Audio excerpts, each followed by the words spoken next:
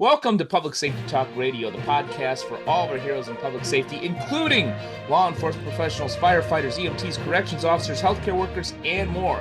The show is proud to be a part of the growing National Police Podcast Network. This episode is sponsored by Police Mortgage.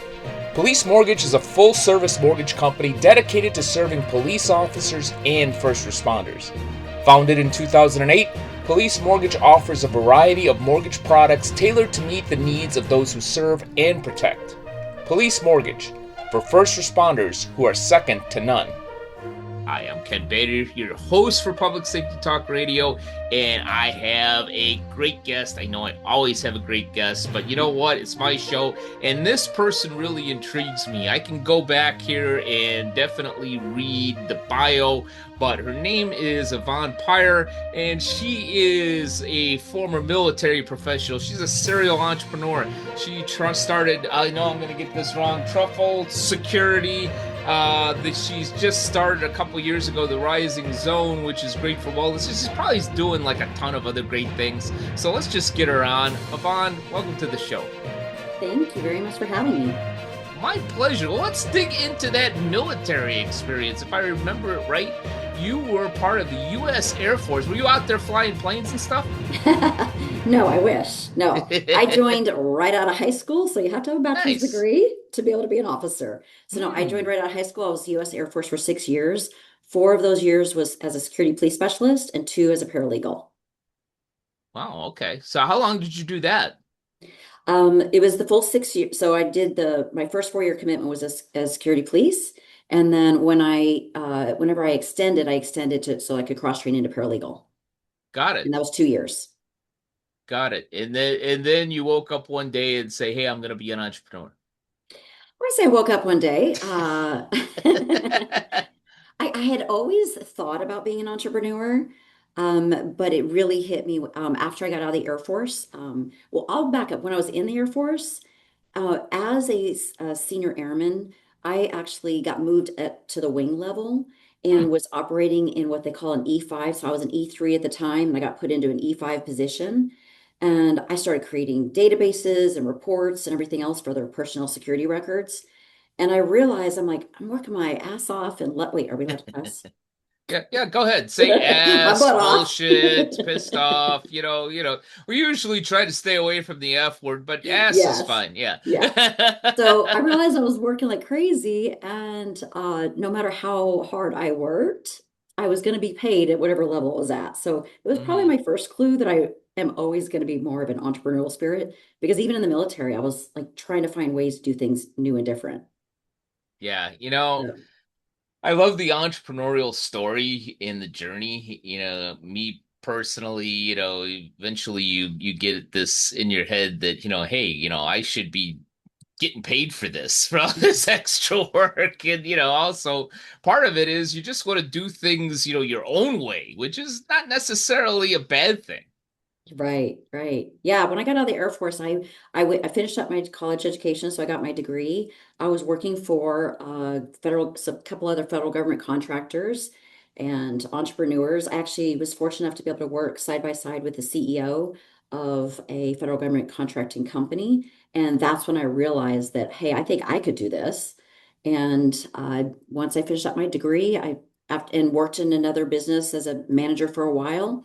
I started my own business in 2001. And that was Trofholz. Truffles, yeah. So Trofholz. Am I saying that right? Is that like a you truffle? did Like, great. You all did right, great. awesome. You did great. It's truffles. Got it. I always tell people it's pronounced truffles like waffles, but Yeah. everybody wants to say it like the chocolate. But the company name, everybody's always wondering, where did Truffles Technologies come from? Truffles is my family name. So every Hmm. Truffles in the world I'm related to. And so I loved my grandfather greatly. He was what I would call a serial entrepreneur. Nice. He started a lot of businesses, but kind of jumped from thing to thing. Probably need to learn a little bit about systems. And then my uncle is also a Trofels, and I highly respect him. He was in the Air Force and became a very successful businessman. Awesome. So what? Yeah, I obviously read a little bit of the story on Trofholz technology. What was kind of the motivation, other than to get your family name out there? What was the motivation to do something better or to solve a problem when it came to, I believe it was security, correct? So when I first started Trofholz Technologies, I actually started doing more IT consulting and government contracting consulting. It didn't start as a security company. Because of my paralegal experience, I was really good at government contracts. And so I started off helping other people with government contracts. And then I moved into IT consulting because, again, when I was in the military and even when I was going through college, I was a software instructor and I knew how to create databases. So I started that way. After about a year and a half of doing that, I started getting my own government contracts and then I started hiring people and started growing more in the IT staffing. We grew very quickly in the beginning and did a lot of staffing contracts, language intel analysts, you name it, we did it. I would call us we were a true contracting company that's Hmm. hired positions for the government. And at the time, when we grew really fast, I mean, because we grew in the first 6 years up to 30 million very quickly. And it's because we would land large contracts. And it didn't matter what kind of staffing contract it was, we went after it, but we became too diverse and it got difficult because then we moved into security and trying to manage security contracts at the same time of managing those, it was too different. So in 2015, split the business. And I mean, it's also part of a difficult time in my life because it was myself and my husband working together. So we split the business, split everything. And then I 100% focused on security. So now, since 2016, I would say, we have been primarily a security integration company. And what exactly does that mean? Because, and I'll apologize ahead of time. I did a little bit of research on Trofholz, but really didn't dig into it as much as I should have. I mean, you're doing both IT security, kind of keeping people safe from all those evil guys online, and then also doing on in-person security. Did I get that right, or am I completely off base? You're close. So Close. security Okay, let me forget I integration, even asked it then because I wasn't on I'll point. just tell you. Go ahead. So we are what they call a security integrator. And so Trofles, our primary business and primarily what we do is we design, install, and maintain electronic security systems. Hmm. So our go-to is that we integrate all the security systems from cameras, access control, intrusion detection, and the cybersecurity is a component of it because everything we do is a part of the Internet of Things. And Hmm. so the cybersecurity piece is a very important part of whenever you're putting any of these systems online. And so we've gone through all of the cyber security requirements for that as well. So that's primarily what we are. Our biggest contract is, for example, is with the Navy, and Hmm. we do electronic security systems for them for Navy bases from, I would say, from Rhode Island all the way to Guam, like multiple. That would be my largest contract that I have out there. We Interesting. also do a lot for Bureau of Reclamation, like securing dams. We focus primarily on critical infrastructures. And and DHS defines 16 different critical infrastructures.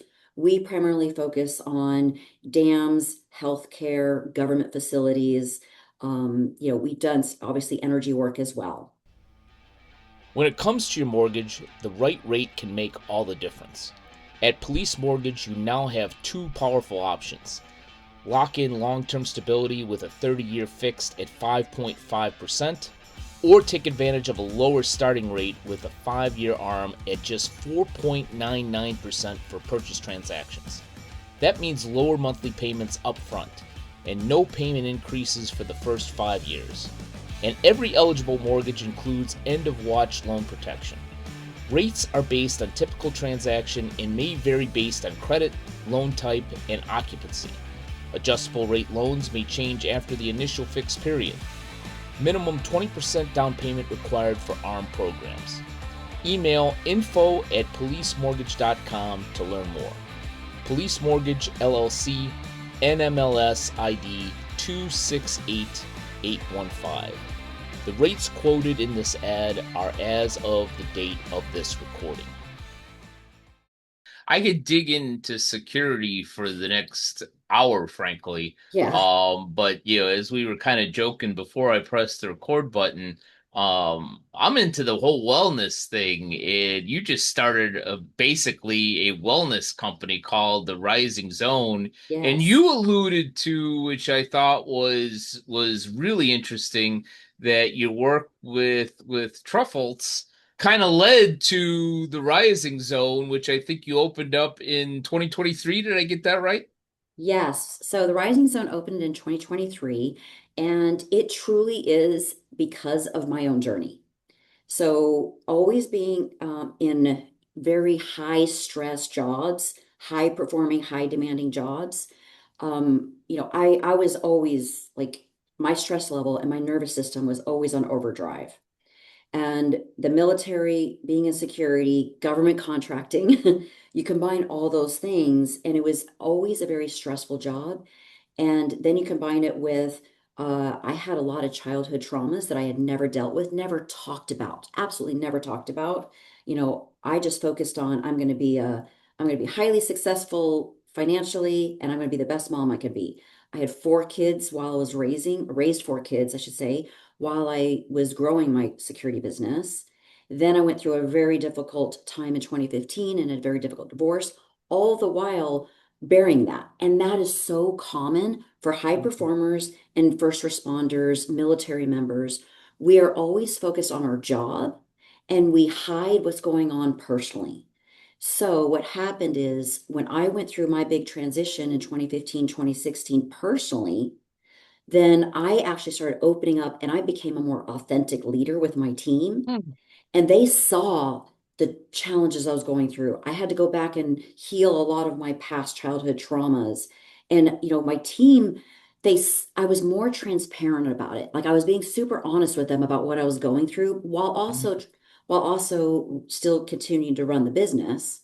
But after going through everything with my company, going through all of my own healing journey, I went from somebody in my 30s and 40s who constantly had physical ailments. Every time I turned around, I was having medical issues. I was always having problems with my weight, my back, my neck, my knee, you name it, I would have an issue. It felt like I was in the doctor's every time I turned around. And going through that healing journey, I realized that too many high performers, especially your veterans, your first responders, they're bearing what's going on in their personal lives.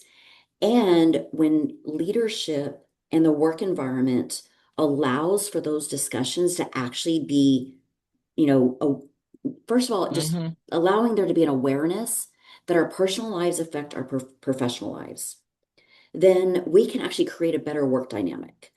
And so initially I created the Rising Zone in Rockland to actually help with like the physical parts and the mental and emotional parts. So the Rising Zone has the strength zone, the Zen zone, and the work zone. And the entire point of it is to truly integrate work and wellness together Hmm. because the more you can integrate it together and take care of your wellness first, the better you're going to perform at work. No, I love everything that you just said. And if I didn't, it's my show. I would tell you I didn't. But even on a small scale, and I obviously do want to dig into the first responder aspect because you're right. We on the National Police Podcast Network, we talk to and with and about a lot of military and first responder individuals, professions, and they hold things in, they take care of other people before themselves, and that's certainly a common theme. But yeah, I could even think of trying to balance as an entrepreneur my own health and wellness, and Yes. also working. I remember when I'm not a member of 24 Hour Fitness now, but at the time, I used to go work out and they had decent Wi-Fi. I would go at the outdoor pool and go to work out with my laptop for like 2 hours. I used it kind of as Mhm. my office. So the concept that you've created is definitely not, off base at all. Yeah. Well, when I first started the Rising Zone back in 2023, nothing like this existed. And since then, you can look around and it's becoming more the norm Mm-hmm. because Lifetime, like you name all the Mm-hmm. high-end places, they're starting to realize the importance of not just the gym, but taking care of people's, emotional. I wouldn't say they're doing as much on the mental and emotional piece, but they're doing a lot on longevity. So Mm-hmm. longevity and finding ways to relax the nervous system. So it's becoming more common. It's definitely not a main stage. My real passion, though, is me personally. I want to bring wellness into every workplace. I don't think it needs to be just Mm-hmm. about, it doesn't need to be just about coming to a facility. It's about it's about training the leaders first. If the Mm-hmm. leaders are not taking care of themselves first, they're not going to know how to take care of their own employees. And so I mean, I have my security business, and I will tell you that I'm running both businesses. And my number one challenge is I've learned how to take care of myself, and I work, nonstop, but I'm healthier than I've ever been. At 55 Mm-hmm. years old, I'm healthier now than I was in my 30s, and Mm-hmm. I feel better.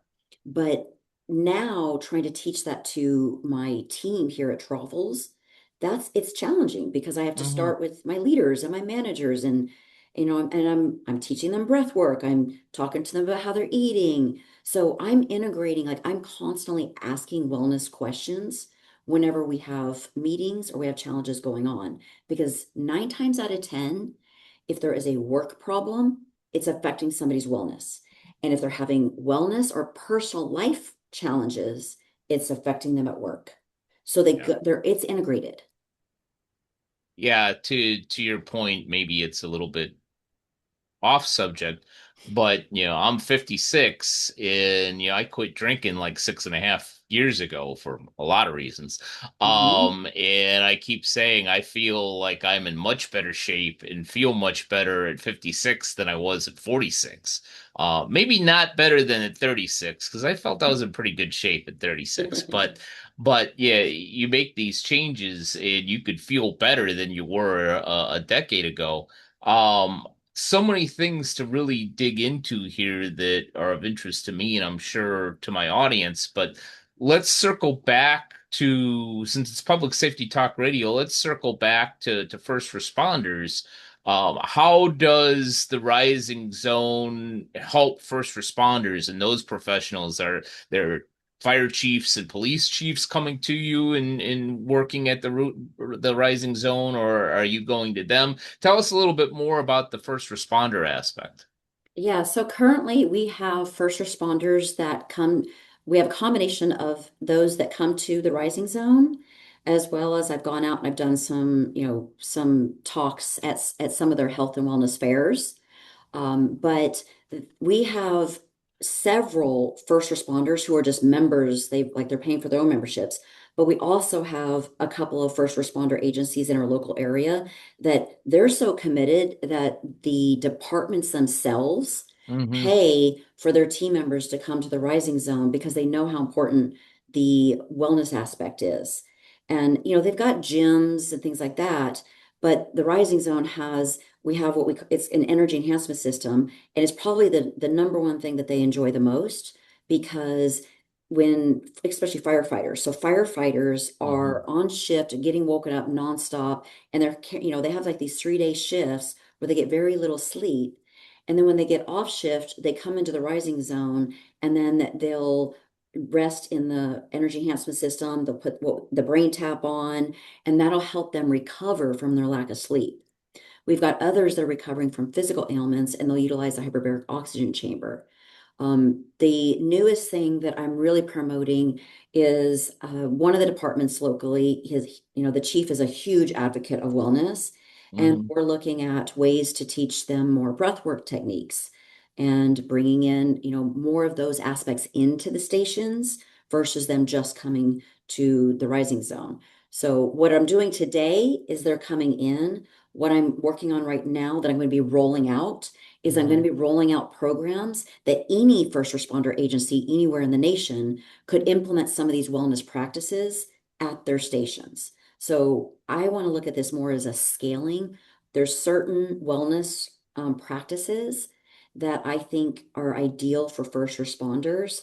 And that's what Hmm. I'm going to focus on moving forward, is really making this more scalable and then bringing it into their workplace versus needing to come to us. No, that's awesome and it's spot on.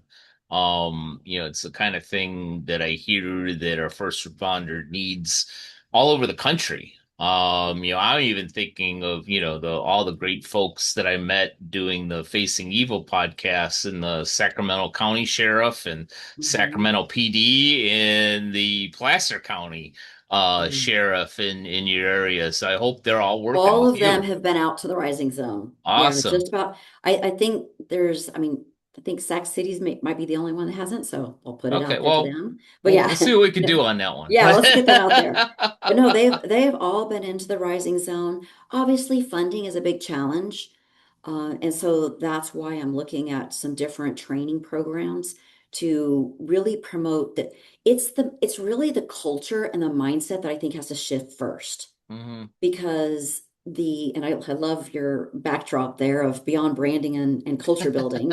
But changing the mindset and the culture of the people who've been in first responder in the police forces and honestly the police I have the toughest time with changing their mindset because I was prior security police and the mindset of so many is just tough it out, just Yeah. suck it up. Suck it up, Buttercup. Suck it Yep. up, Buttercup. Oh yeah, heard that a million times. Suck it up, Buttercup. Yeah. Tough it out. Like that mindset and that culture is and until we can change that culture, we really can't get people to open up and deal with all of it. Yeah. Because whether they like it or not, their personal life and their wellness or lack thereof wellness is affecting their work performance. It is, and fortunately, I'm never was a first responder, but I've worked with police for over 20 years. And I'm happy to say that a lot of that is changing. It's changing slowly. But case in point, and I mentioned this on this show several times probably now. I here in Long Beach, California, when the current chief took over, Chief Wally Habish, I remember a community meeting that he did on Zoom, and one of the first things he talked about after he took over was officer wellness. Yeah. And I said, wow, well, that's awesome. Hopefully, I don't spend, I don't spend a lot of time in the LBPD and hopefully, those things are happening. But, I will say that, in speaking to a lot of officers here in Long Beach, they seem like they're well supported. And maybe that has something to it. But, to your point, sometimes these things seep in and you don't even know it. And whether it's something you saw on the job, something that happened on the job, something unfortunately, bad leadership in the department that all weighs you down. Hmm. And you can't always just go to the employee assistance program.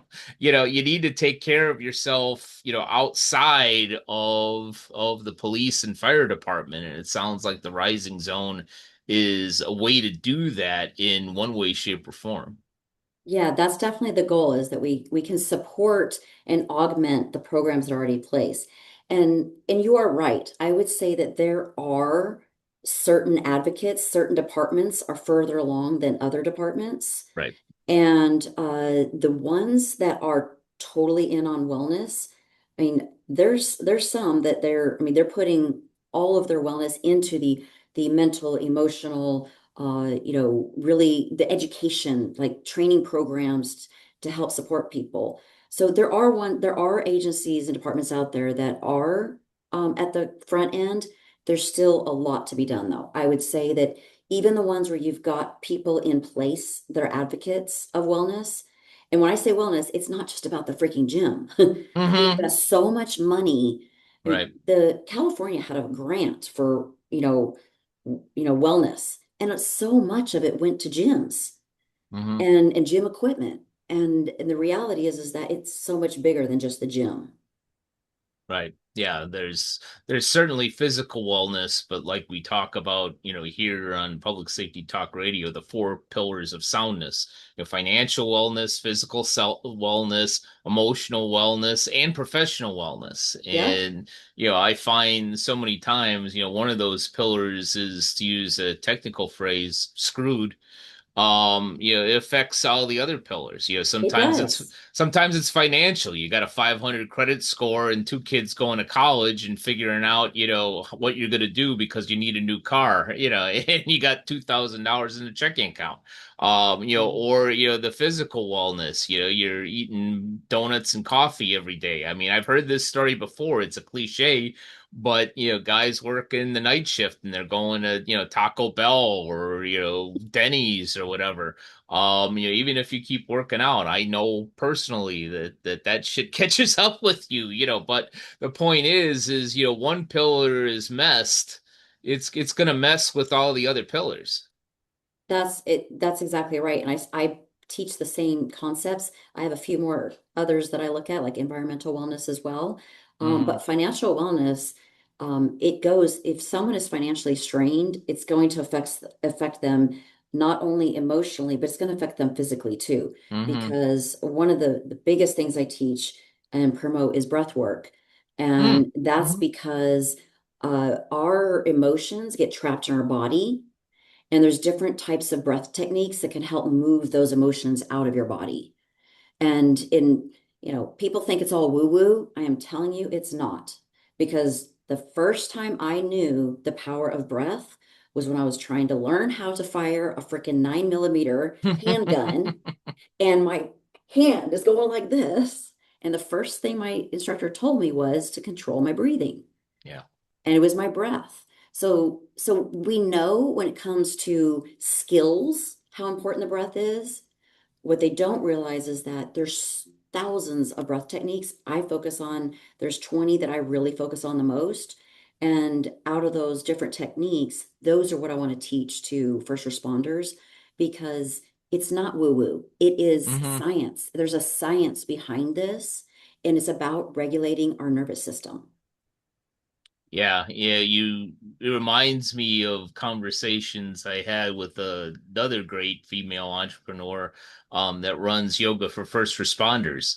And we talked about breath work. And I don't do yoga because I don't want to look stupid, but that's a whole nother show. But one of the things I remember distinctly from her is how important breathing is. And it has nothing to do with woo-woo. I mean, it has to do with physical wellness. I mean, I Yeah. can remember, being a teenager and, my dad, helping me doing the bench press.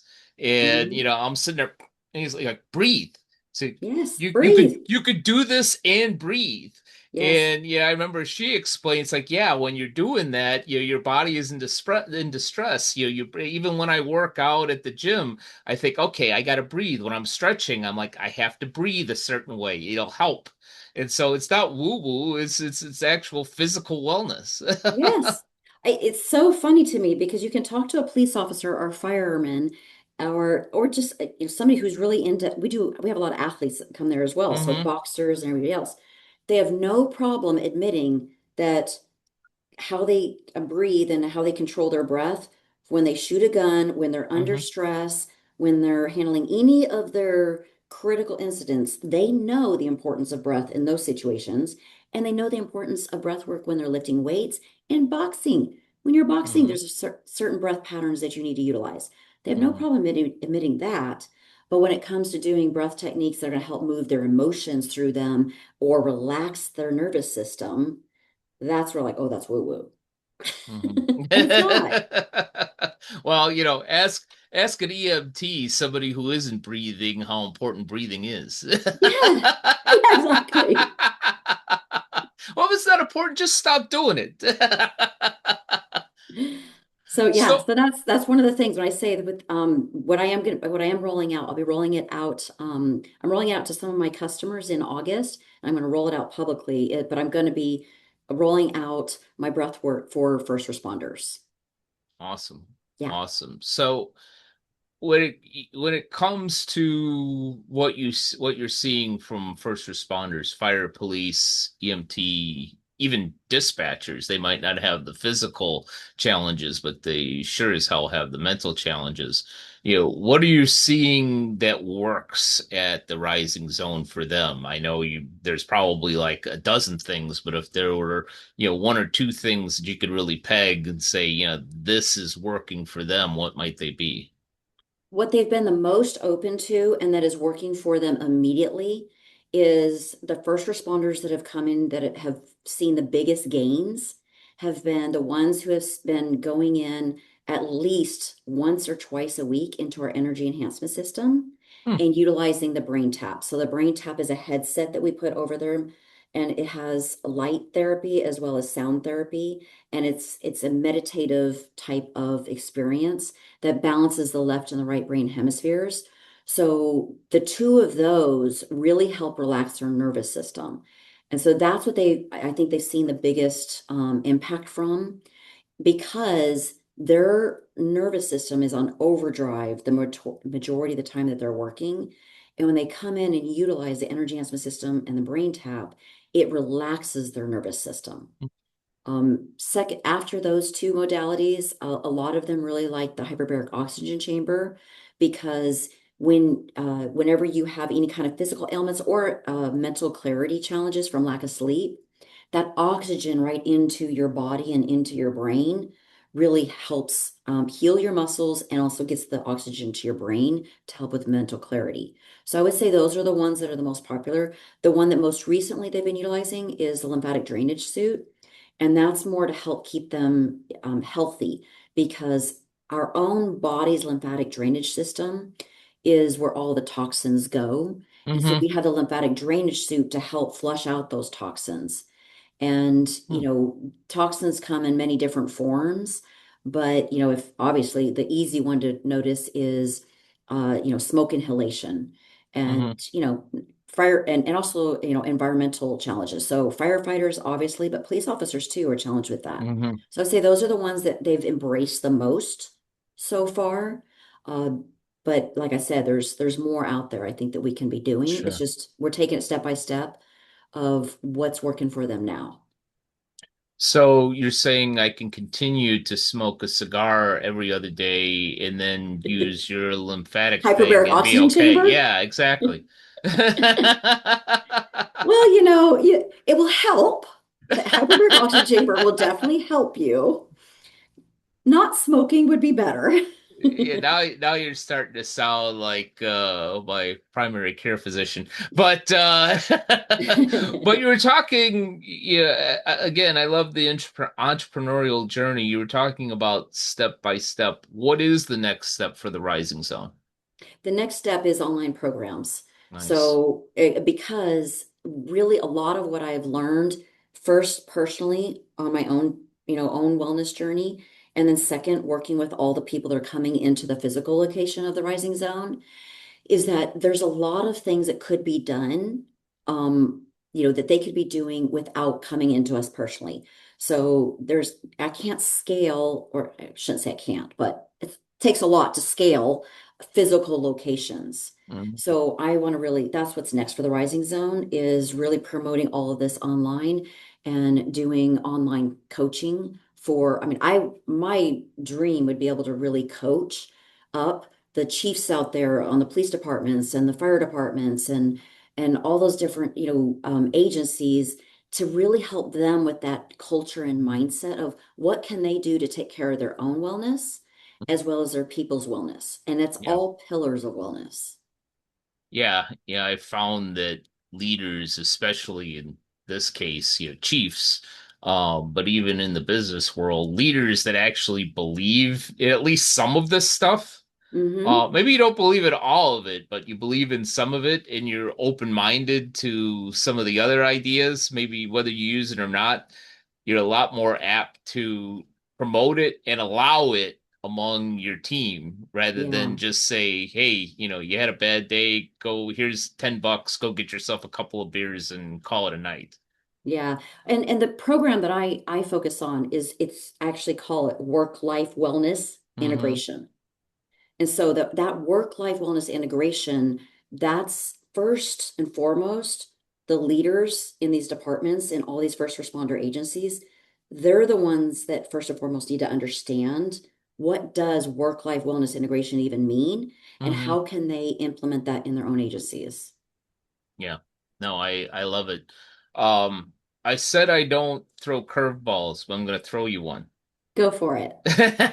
But you'll like this one. This is one that I hadn't necessarily intended on asking you, but as we talked about earlier, as we have a natural conversation, I'm curious about it, so I'm assuming others will be curious about it. And even if nobody else other than me is curious, it's my show, so I'm going to ask it. Um, Go for it. I'm an open as book, so there you go go. for it. Well, you'll like this as somebody that had a military career and then became an entrepreneur. What advice do you have for some of our first responders out there? Because I know there are many that put in, for just one example, will put in 10 years in a police force and say, this isn't for me. I want to start a business. I want to do something else. Or what's also more common is a firefighter. They work, 24 on, 48 off, and a lot of times that 48 off is their own business and starting something that they're really passionate about. So as one of those folks that had a military career and is now an entrepreneur, what's the advice you would give to one of those guys or gals? Okay, I actually love this question because of the fact that I see that a lot of police officers, firefighters, EMTs, the first responders that are highly driven in their profession, most of them went into the first responder world because they have like this mission mentality and they want to help. Mm, The highest performers get bored just doing that. And so then they go out and they start a side hustle. It starts as a side mm-hmm. hustle, and then it moves from a side hustle to really truly growing into a business. And so my advice to them is first and foremost, continue doing that and learn how to create the strategies around how do I grow my business while also growing in my first responder world. People who are true entrepreneurs, you never stop thinking about it. Mm-hmm. So AI, I'm going to tell you, is the best thing ever that Mm-hmm. came out for all of us. When they're on their regular job, and instead of sitting around watching TV, eating your donuts, or doing whatever you're doing when you're on shift, talk to your AI, strategize your business ideas. Like having really great strategies and action plans in place, AI is great for capturing all of that. So then when they get off shift, and there's nothing wrong with doing that because you're allowed to sit and get paid to watch TV, and you drop it to go take a call. So when you have your downtime, I say use your downtime, use AI, come up with your strategies, your action plans. So then when you're off, you're in action mode. You're like knocking out your to-do list. So I would say, again, work-life wellness integration is you're working in one job, you can still work on another job. Yeah, if you were doing this interview in person, I'd give you a hug right now because that is so spot on. I think that, whether you're a first responder or anybody, you have a sector that, is negative about AI or and are just afraid of AI for whatever reason. I use it in a similar way as, I don't do the voice thing as well, but, I'll type something into a Google Voice Doc is a on. game changer. It I'm a is, it is, but I hear enough of my voice. I don't want to hear it into the damn, phone too, but I'll type something into a Google Doc on my phone uh-huh. and because, when you get an idea, you'll know this as well as anybody. You get an idea, and you're like, oh, I need to remember that. And then, 3 days later, you're like, what the F was that freaking idea? So I'll type it into a Google Doc, and before you know it, I'll have like 6, 7, 8 notes that all kind of coincide together. I'll toss it in on a Word document or something like that, along with maybe a piece of a website or something that's relevant. and I'll tell AI, make a plan out of this, or put this into some kind of a cohesive summary. And I find that instead of being at, point ABC, AI will help me to get to point elemental P somewhere where I can get to Z myself, if that makes any sense. We could talk for a whole nother hour on just this subject because I'm a huge proponent of AI, but that would be my first recommendation to them. And then the second recommendation to those first responder entrepreneurs is get really great at utilizing AI for your strategy and action plans. And then when you're not working, you continue to build on those actions and build your retirement plan. Some want to retire. We have a great success story of a police officer in Rockland. He was Mhm. working in the rising zone. He was an amazing first responder police officer. He had his side hustle that turned into a business. He got an office there with us, grew his business, and now he's retired from the police department and his business is growing like crazy. So always have that vision of where you want to go, is my point. Yeah. No, I love the practical examples. The AI and having that vision, all spot on. You're right. I could probably talk to you for another 2 hours about AI and culture building and building businesses and what have you. But you probably have a few things to do with two companies to run. A few things, yes. I'm actually in my South Carolina office right now. Well, we reserve the right to bring you back, but before I let you go today, how best can people out there find in Yvonne Pyre?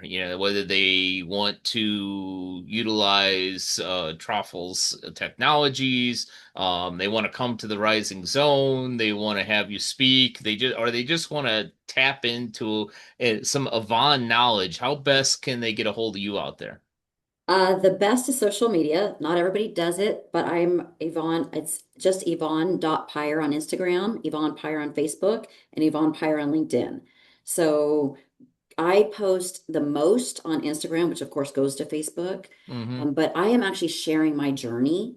I post every single day, and I'm sharing my journey of how am I running two different businesses? How am I utilizing AI? How do I integrate wellness in my workplace? How do I integrate wellness for myself? So the entire journey personally, I'm sharing in social media, as well as that's also where I'll be rolling out the online programs and the coaching programs in the future.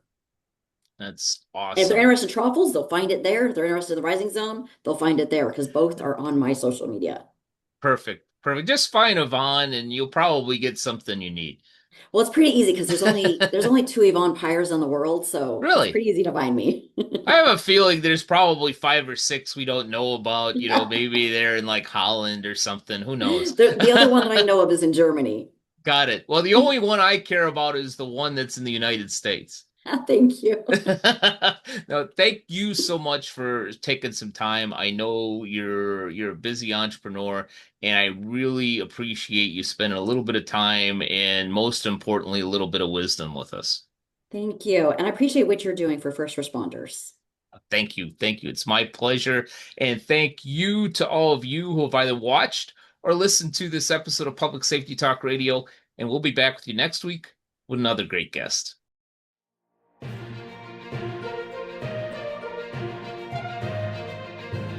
Public Safety Talk Radio is produced by Bader Training and Consulting. Public Safety Talk Radio is also proud to be a part of the growing National Police Podcast Network. The National Police Podcast Network is a dedicated media network powered by the National Police Federal Credit Union, developed in partnership with experienced podcast professionals and public safety advocates. Learn more about the National Police Federal Credit Union at nationalpolicefcu.com.